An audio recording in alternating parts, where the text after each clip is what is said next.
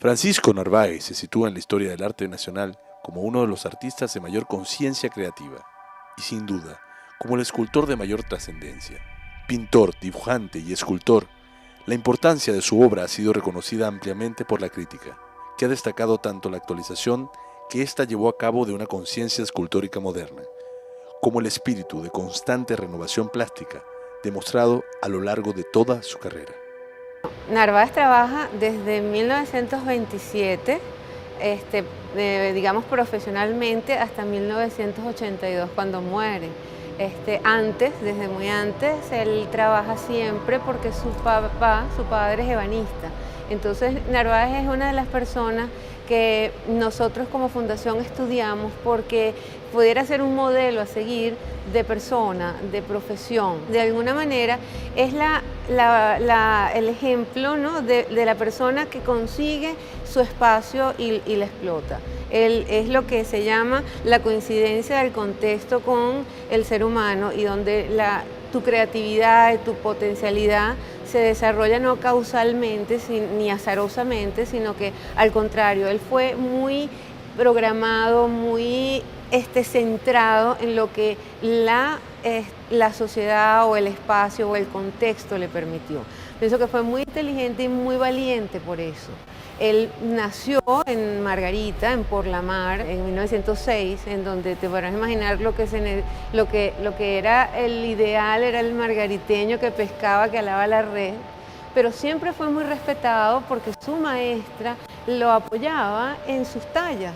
Entonces él desde los 7 años talló hasta que hizo un juego de muebles, lo ve Monseñor Sisto Sosa porque gana el premio y le pide a mi abuelo que se lo dé para venir a Caracas, y él se viene a Caracas, estudia, y él entiende lo importante del estudio y es lo que siempre pregona. Para él era muy importante que el joven estudiara, tuviera el oficio. Fíjate que cuando él es director de la escuela, es director de la Escuela de Artes y Oficios, porque él sentía, y era su verdad, que si tú no tenías el oficio de la madera, de la talla, el oficio de la piedra, el oficio de lo que te va a soportar tecnológicamente tu idea, no logras desarrollar tu planteamiento plástico.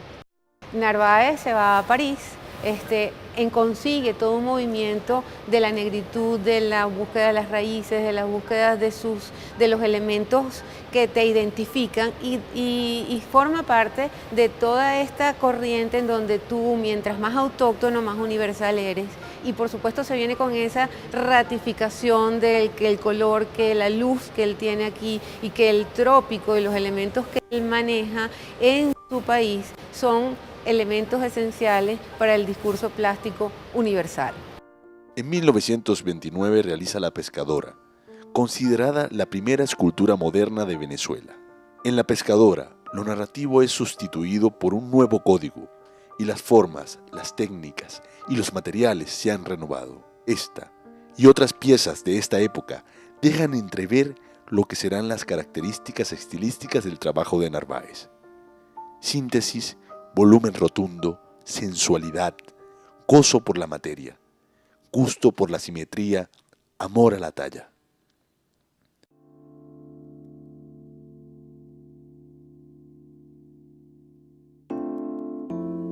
La etapa criollista del artista transcurre desde el regreso de Narváez a Venezuela hasta mediados de la década de los 40. En estos años, los temas tratados buscan crear una tipología autóctona. Sin embargo, no es el interés por el comentario localista lo que prevalece en esas obras, sino el juego que el artista logra a través de la composición de volúmenes de estilizada elegancia. En esa época del 31, del 29 hasta el 41, que se habla de todo este movimiento del búsqueda de las raíces, de tu búsqueda de identidad, él logra meterse en el estudio del mestizo, pero el mestizo volumétrico, con calidad plástica, en donde no se parece a nadie, sino que es la idiosincrasia. En esta época, Narváez deja testimonio de su maestría detallista. Utiliza mínimos recursos formales y economiza en cada detalle, para lograr una síntesis notable de las formas. Las criollas, negros e indias que aparecen constantemente en esta fase de su trabajo escultórico Son seres humanos realizando faenas diarias, pero también son masa compacta, concatenación de curvas y volúmenes, en sensual ritmo.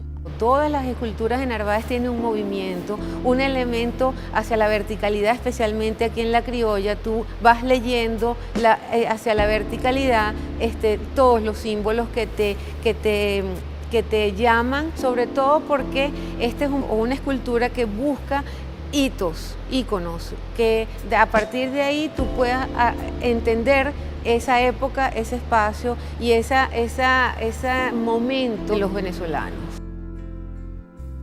El agua como tema es recurrente en este periodo. El artista lo trabaja tanto en esculturas de bulto como en proyectos asociados al urbanismo. Por estos años le fueron encomendados relevantes trabajos de intervención en la ciudad.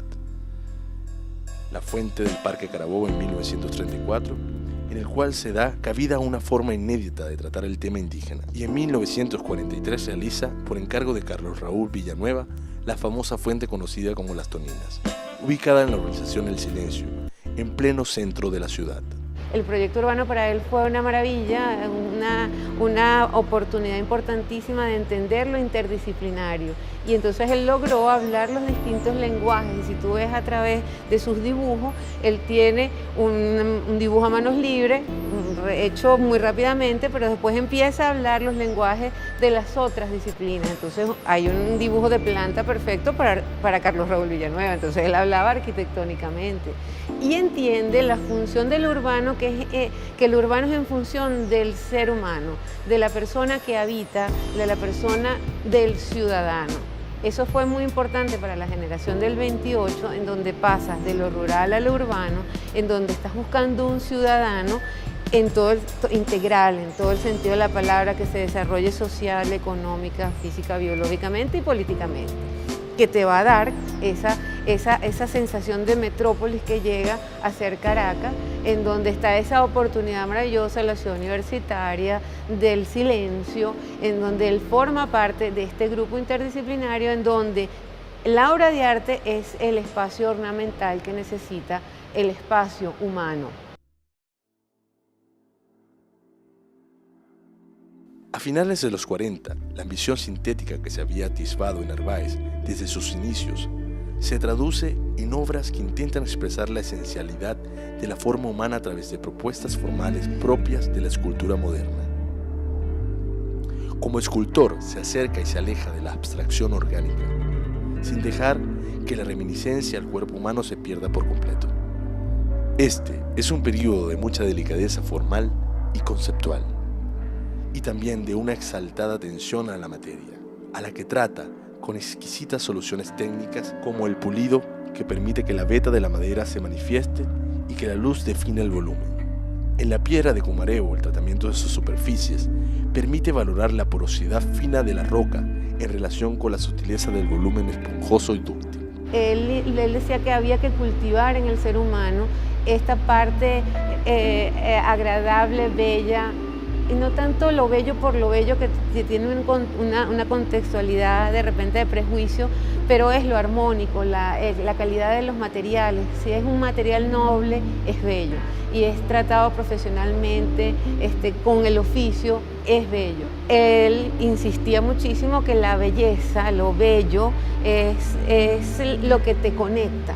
Lo que te conecta emocionalmente, que tú no tienes que saber mucho más allá, porque el saber es racional y lo otro es conectarte emotivamente. Después tú le puedes dar una explicación, pero tu conexión emocional es lo más importante y es lo que nos unifica a todo ciudadano que pasa por una plaza y te llama la atención el entorno, desde la flor, desde un buen paisajismo hasta una fuente. Narváez es el primer escultor abstracto de Venezuela. Llega a la abstracción en 1970, debido al convencimiento de que la talla, el material y la forma poseen una elocuencia propia. Este periodo abstracto puede ser considerado el punto culminante de su obra, sobre todo porque conllevó un regreso a los orígenes de la escultura. Narváez crea entonces piezas sin ninguna referencia a lo real, que estaban despojadas de lo accesorio, constructivas geometrizadas, en la que la materia es presentada desnuda, en bloques superpuestos, y la forma es llevada a un grado extremo de simplificación. Según Marianela Ramos, quien escribe un texto sobre el artista, señala: la clave para comprender esta etapa está en el entendimiento del acto de reproducción desde una perspectiva conceptual. Narváez se aleja de la escultura como hecho artístico para percibirla como un lenguaje capaz de hablar de sí mismo y de comentar sus propias estrategias de concreción. Y lo que era el no lugar común, fíjate que le decían, usted es pintor o escultor, las dos cosas, porque una cosa lleva a la otra. La pintura me permite una perspectiva distinta a la escultura, pero siempre una es continuación de la otra, porque siempre busca el volumen. Es un reto manejar el volumen a través de las distintas técnicas, a través de los distintos oficios. ¿Qué es lo que más insistía en él? El artista tenía que tener su espacio, tenía que estudiar para canalizar toda esa anacronía que tienes, porque tu lenguaje siempre está por delante, no por encima, por delante en el tiempo de tu entorno, de tu contexto. En ese radica su contemporaneidad. Él todavía tiene un lenguaje que puede perfectamente enfrentarse, confrontarse, alimentarse del lenguaje plástico joven. Haciendo gala de una humildad que no rechazaba la conciencia de su propia significación en la cultura venezolana, Narváez veía sus logros más importantes en la docencia, actividad que ejerció por décadas. Efectivamente, su trabajo como profesor fue columna vertebral de muchas de las aspiraciones modernizantes de toda una generación de artistas venezolanos. Pero la influencia de Francisco Narváez excede las fronteras de su labor pedagógica, extendiéndose a los más diversos ámbitos del quehacer nacional. Su obra escultórica es de una contundencia tal que suele opacar sus decisivos aportes en el campo de la pintura, del urbanismo y del pensamiento creador, en un momento clave de la cultura venezolana del siglo XX. Y para muchos, es el legado de Francisco Narváez.